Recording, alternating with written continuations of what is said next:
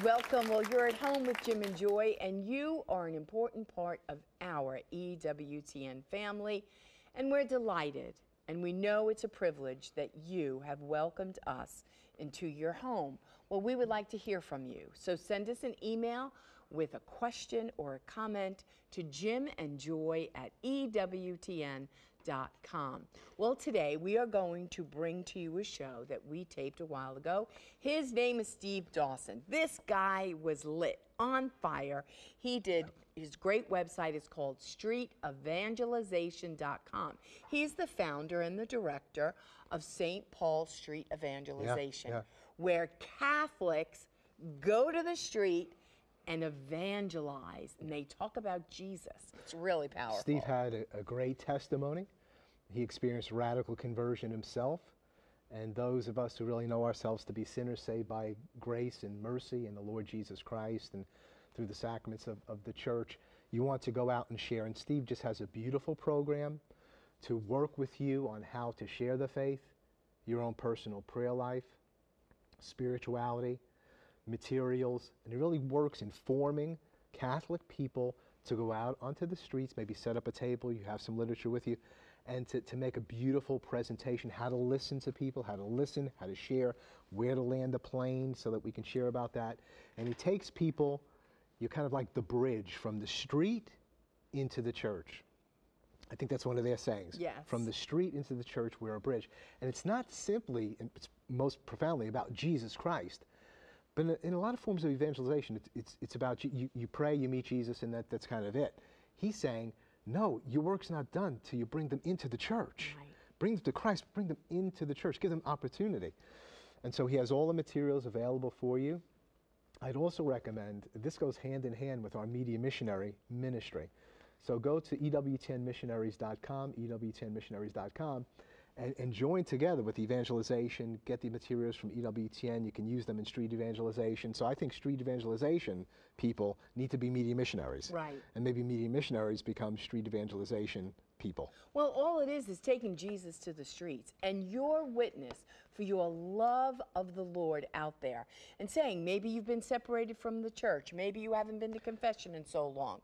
Here's ways we'd like to invite you back. We're talking about Jesus, we're Catholic, we're out here, we love the Lord, and we're trying to let our light simply shine. Praying with people. So it's Steve Dawson, streetevangelization.com, streetevangelization.com. Every Catholic is called to be an evangelist and a missionary, and you're sent by God to evangelize this world. We'll be right back. Please don't go away.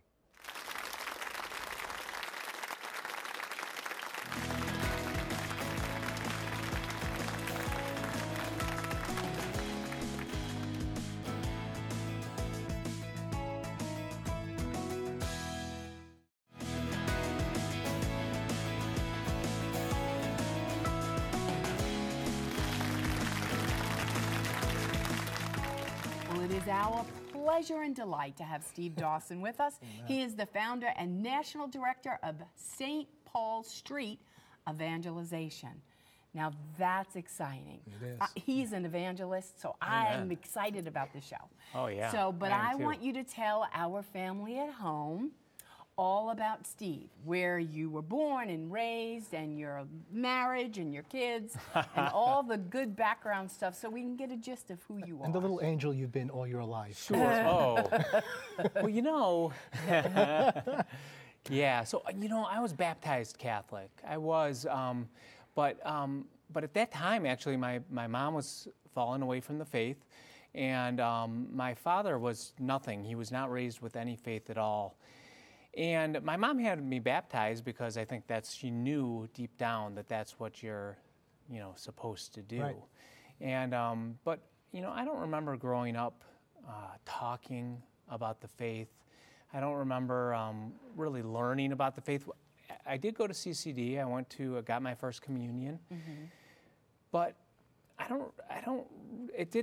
it was probably me, the teaching was probably great, but nothing sunk in. And as I got older, by the time I was a teenager, I started getting into a lot of trouble. Yeah. I remember one day I thought I needed some excitement in my life. So I decided to sneak my dad's car out. I was 13 years old. I'd never driven before. And I got up at 2 o'clock in the morning, and I went into the garage, and I opened it up, and I pushed the car out of the garage because I didn't want to start it. I didn't want to start it. It'd make noise, wake people up. And I pushed the car out of the garage, out of the driveway. That's oh, yeah, it was. But my adrenaline was going, Yeah. 13. And so I got in the car, I started it, and I started driving around. And before I knew it, I was face to face with a police car. He was looking at me, and I was looking at him. Hold on a minute. Yeah. Children, don't try this Yeah, at home. don't try it at home. I was terrified, and I was pulling out of a parking lot, and he was pulling out of a parking lot across the street. And I said, oh, go ahead.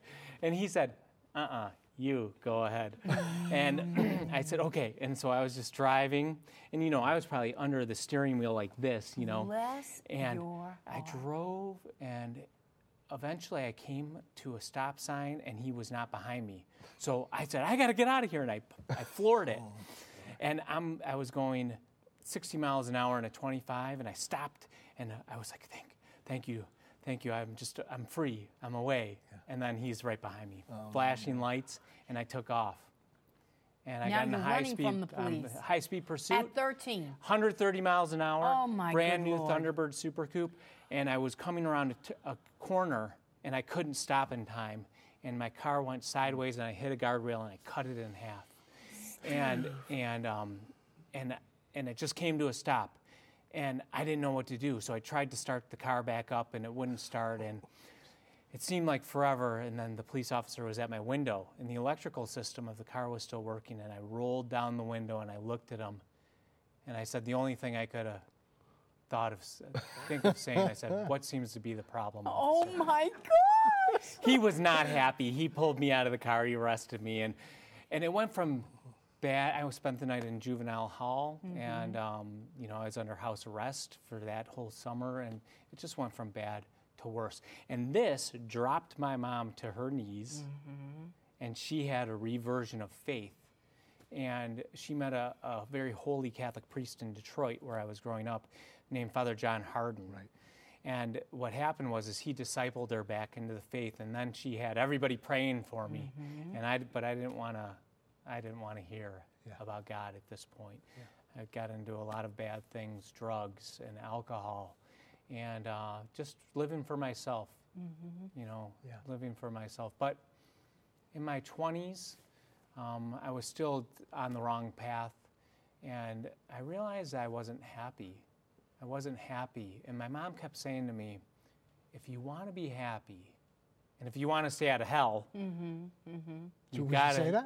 Yeah, she did. Good. That's so a little good. fear of the Lord. I mean, Right. fear of the Oh, Lord yeah. is the beginning of wisdom, right? Right. So those two things together. If you want happiness, and you want, you want to be with God forever, you got to give your life to Him. You can't do this your way.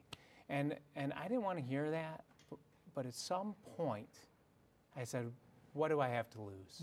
So I got on my knees one night, and I said, all right, God, I don't know if you exist, but if you do, you're going to have to show me.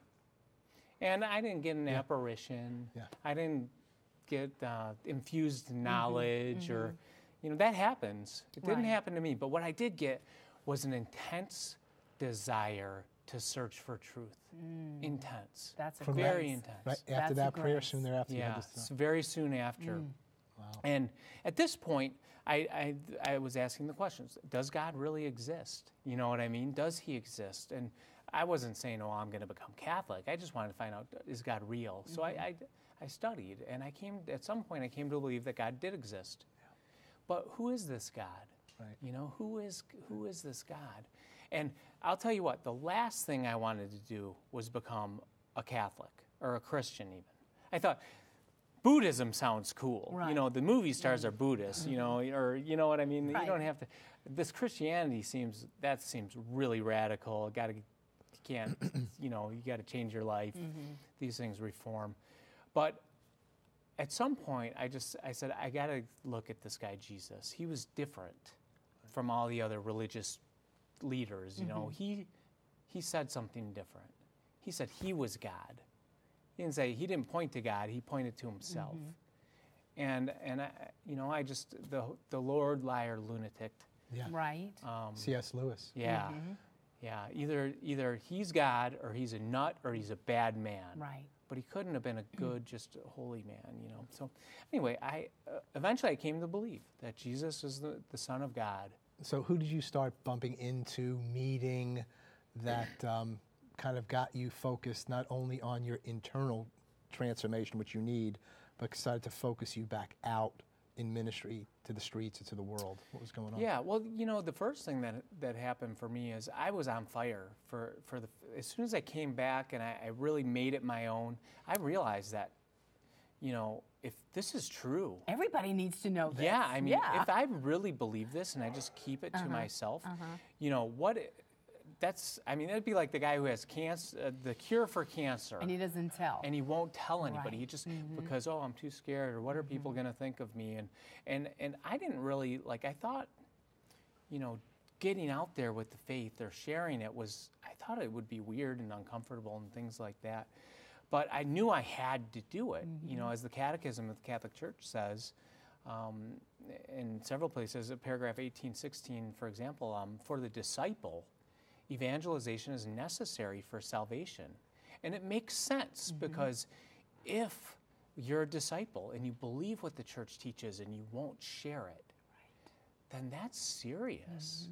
So I first got involved in the pro-life movement. I would do, I got involved with 40 Days for Life and leadership, and made a lot of friends. But I knew that God was calling me to more. To stand up for life, but also to directly share the faith. But I didn't know how do you do that, without being weird. What do you just walk around the grocery store and say, and hey, pick, do you know hey, Jesus? do you know Jesus? If you were to die today, Right. would you? Do you know you go to heaven? These sort of, what do you do? So I heard the story of Saint Maximilian Kolbe, and one of the things that he did, and Mother Teresa did this too. He would pass out miraculous medals of the Blessed Virgin Mary, and just random people, whoever he met, he'd give them out. Every time he went out of the friary, he would give out miraculous medals. And he called the miraculous medal Our Lady's Silver Bullet. He felt if he could just get one in a person's hand, that Our Lady could come in and bring grace, and that open that soul up and conversion would start. And I thought I could do that because it's like a tangible thing.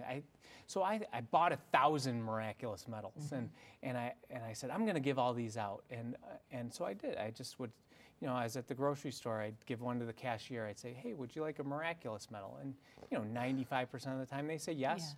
If they say no, it's no big deal. They never had someone yell at me or something like that. So, and if they did say yes, though, I would just tell the story of the miraculous medal. In 1830, the Blessed Virgin Mary appeared to St. Catherine, and she showed her this medal and promised that anybody who wore it would receive great graces from God. And so many miracles occurred through it, it became known as the miraculous medal. And so I would tell that story, and they would usually say thank you, but sometimes, that would start further conversation. And just real quick, I remember one story. I was at a restaurant, and the waitress, beautiful 20-year-old girl, I still remember the way she looks, and I gave her the miraculous medal. It started conversation, and she had mentioned that her boyfriend was Catholic. I said, well, have you ever considered becoming Catholic? She said, yeah, I have, but I don't agree with all of the teachings of the Catholic Church. I said, well, like what? She said, like on abortion. I think that abortion is wrong usually, but in some circumstances that it should be allowed. And I didn't give a very detailed answer. I just said, look, from the moment of conception, you have a new human life, an individual human being created by God. It's up to us to love that life, it's not up to us to take that life. That's God's choice, not ours. And that was it, and she was grateful. And I thought I'd never see her again. I'd never seen her before. But I did end up going back to that restaurant like 3 months later. And I saw her, and she saw me, and she recognized me. And she ran up to me and said, sit down, I have to tell you something. And I sat down, and she scooched up right next to me. And she said, that day that you gave me that miraculous medal, I had just found out I was pregnant. Oh my goodness. And I was going to have an abortion.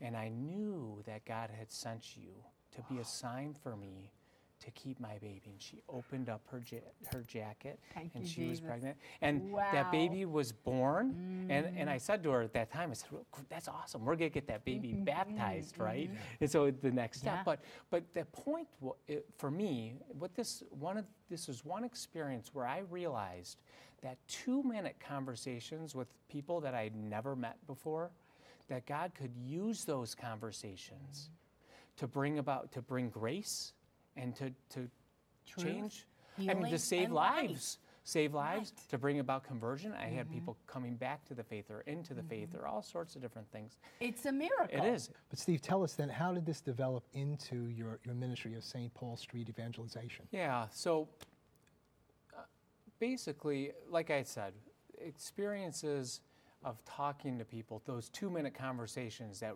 really developed, and miraculous encounters, got me thinking. I would ask myself, this is awesome. Why aren't other Catholics doing this? And I would ask myself and my friends, I would say, when was the last time you were out somewhere and you saw Catholics evangelizing in the public square? Like whether it be coming to your door-to-door evangelization, out on the street evangelization, in the subway, wherever. When was the last time you saw Catholics doing that?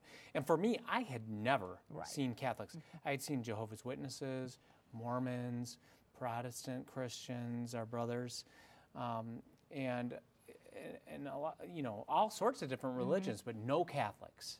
I'd never seen it. And so I would just say, well, why not? Why not? I mean, we have the fullness of truth. Right. We have the fullness of the gospel message. This is Christ's church.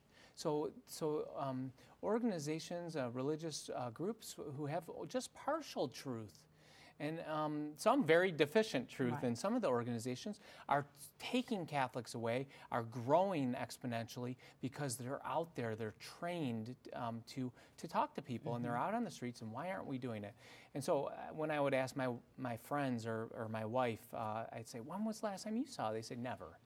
Never. I'd never seen that. I said, well, let's change that. Well, here I am, Lord, use me. So I thought, well, why don't we just go out somewhere, like out on the street corner, and just set up a little table and put out miraculous medals and rosaries, and maybe we can get some pamphlets from somewhere. I remember the first time I went out, I went to the back of my church and I took some pamphlets out of the back of the rack. Is that legal? Church. I don't know. I didn't ask the father about it should that. Be. They should take them out. But I figured, look, I mean, that's good. If they're there, they got to get in the hands of people. That's the point. The priest would be okay. Right. We don't want to actually use these with someone, do we? I mean, I think we do. Yeah, so I did that, and holy cards and all the things that I could find, and I just would put them out there, and we just stood behind the table, and as people were walking by, we would just say, hey, would you like any of this free stuff? We got pamphlets or rosaries. We have free rosary. Would you like that? And, a lot of people, not everybody, but a lot of people would say, sure, yeah, I'll take a free rosary, or I'll take a miraculous medal or a holy card.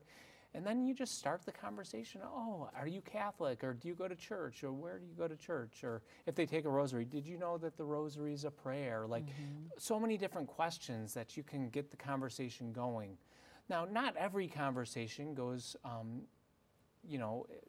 goes like it's not every conversation is awesome, but lots of conversations are amazing, and especially the divine appointments.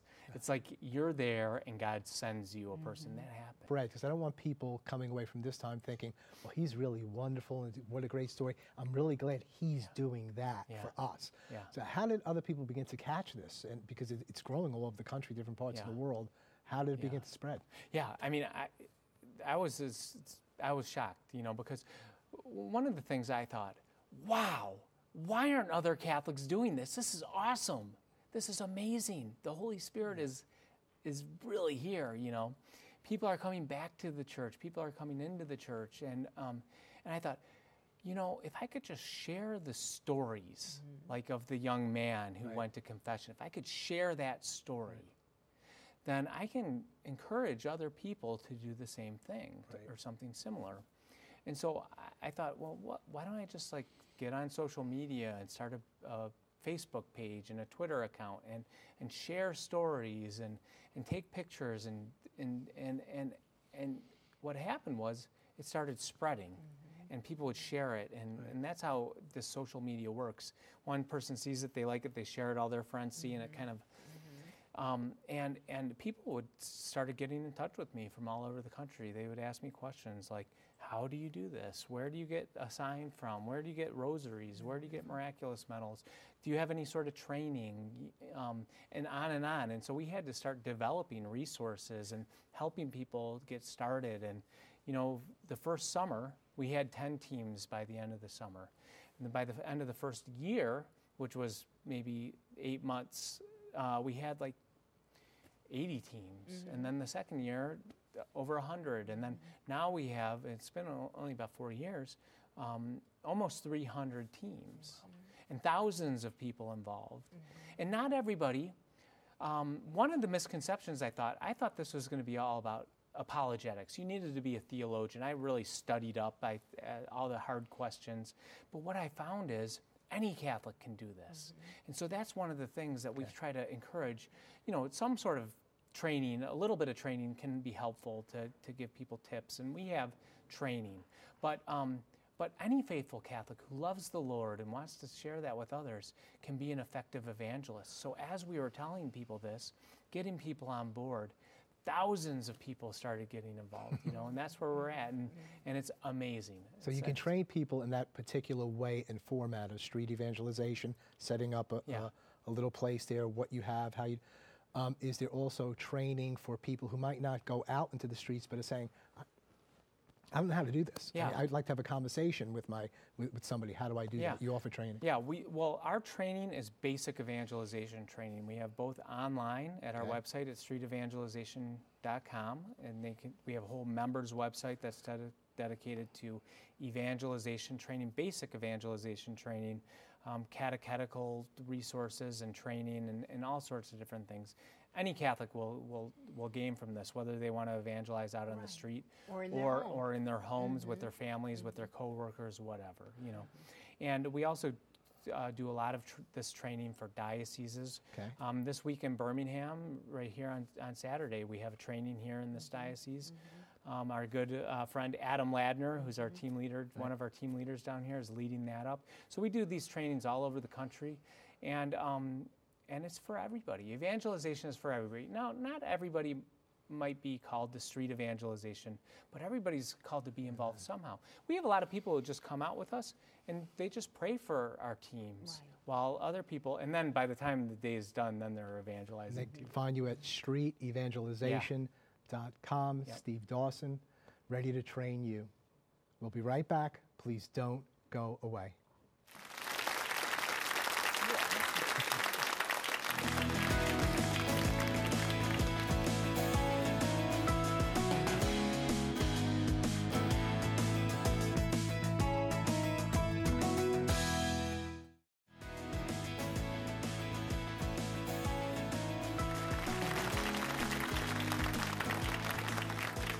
Well, I know you enjoyed Steve because he is really on fire for the faith. Well, please join us on Monday when we will have one of our favorite shows from the past. Our guest will be Kevin Burke, and he will explain how post-abortion fathers can seek help and healing through Rachel's Vineyard. Remember, you are always at home with Jim and Joy. You are an important part of our EWTN family. Keep it on EWTN and have a blessed day.